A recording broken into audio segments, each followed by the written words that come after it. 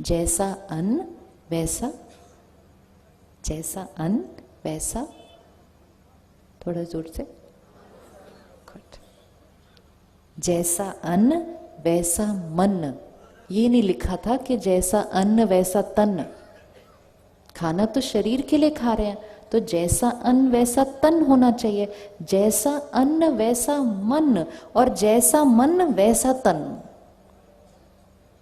तो अगर मैंने सात्विक अन्न खाया तब मेरा मन सात्विक बनता है, लेकिन अगर मैंने तामसिक भोजन खाया तो मेरा मन कैसा बनेगा फिर? जैसा अन्न वैसा मन, जैसा पानी वैसी वाणी। हमें पता है तो हमें इसकी पावर को यूज करना है। एक पशु को बांधा हुआ है, 1 महीना वो स्लॉटर हाउस में रहता है, उसको दिखता है आसपास क्या हो रहा है सारा दिन।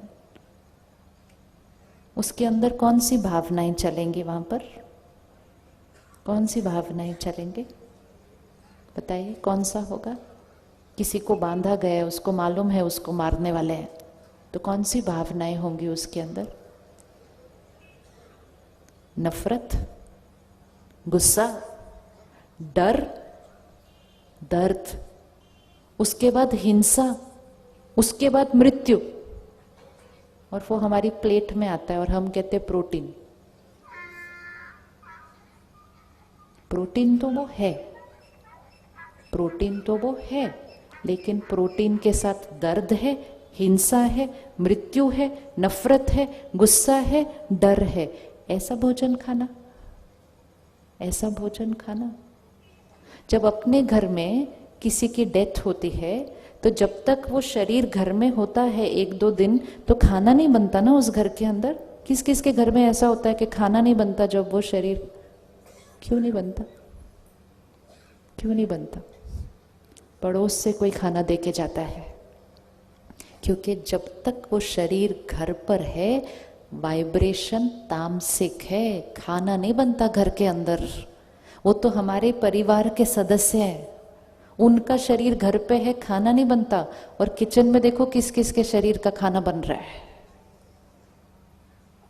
चेक करना है। सात्विक मन चाहिए, दिव्यता का आह्वान करना है। नवरात्रों में जब देवी का आह्वान करते हैं तो सात्विक अन्न खाते हैं, तो 9 दिन थोड़ी देवी का आह्वान करना है, सिर्फ दिव्यता का आह्वान यहाँ हर रोज 3 महीने का प्रयोग करके देखें। सात्विक अन्न, मन शांत होना शुरू हो जाएगा। इतना दर्द और डर से भरा हुआ खाना, किसी की हिंसा करके अपने को सेहत देना, ये कौन सा कर्म बनेगा? ये कर्म सही नहीं है और ये एनर्जी भी सही नहीं है। तो सात्विक अन्न मतलब सिर्फ वेजिटेरियन नहीं, लेकिन सात्विक अन्न मतलब जो बहुत अच्छी मन की स्थिति में बनाया हुआ अन्न। अपने किचन को सामने लेकर आए।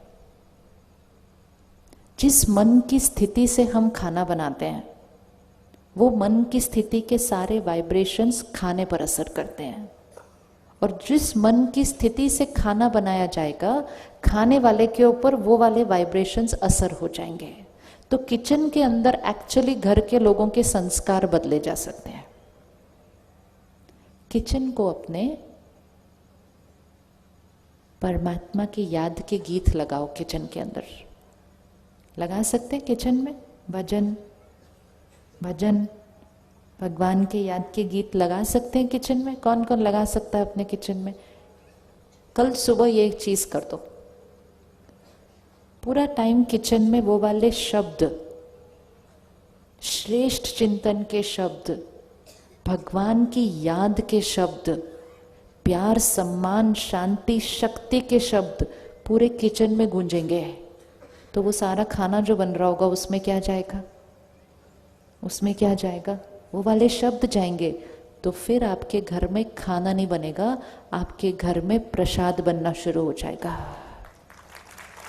प्रसाद तो यही होता है ना। प्रसाद कैसे बनता है मंदिर में, गुरुद्वारे में, मंदिर में प्रसाद कैसे बनता है? भजन चलते, कीर्तन चलता है, और जो लोग खाना बना रहे हैं वो भगवान को याद करते हुए खाना बनाते हैं। जहां प्रसाद बन जाएगा, पानी, पानी को ऐसे ही नहीं पीना।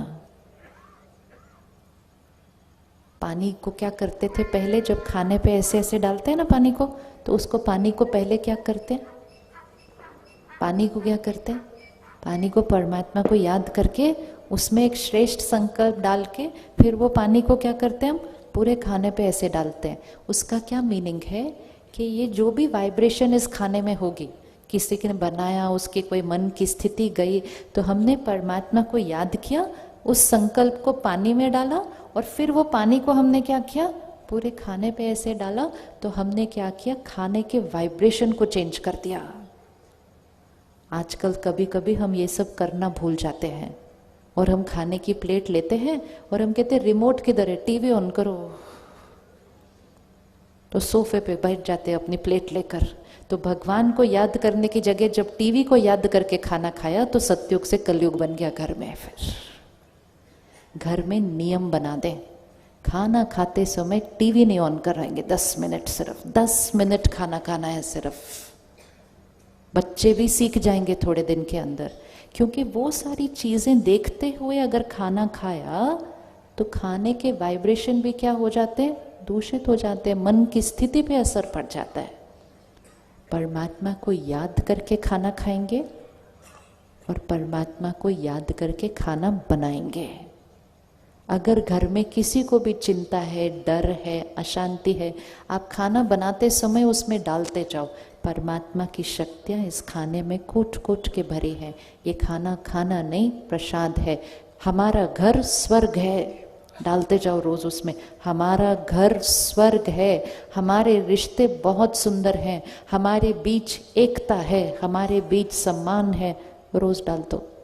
एक ये डाल सकते हैं, नहीं ध्यान रखा तो अपनी चिंताओं में, उसने मुझे ऐसा क्यों बोला, उसने मुझे ऐसा क्यों किया, मेरे घर में इतनी प्रॉब्लम क्यों है, अगर ये सोचते सोचते कड़छी घुमा दी, प्रॉब्लम बढ़ जाएगी कल से, क्योंकि जैसा अन्न वैसा मन।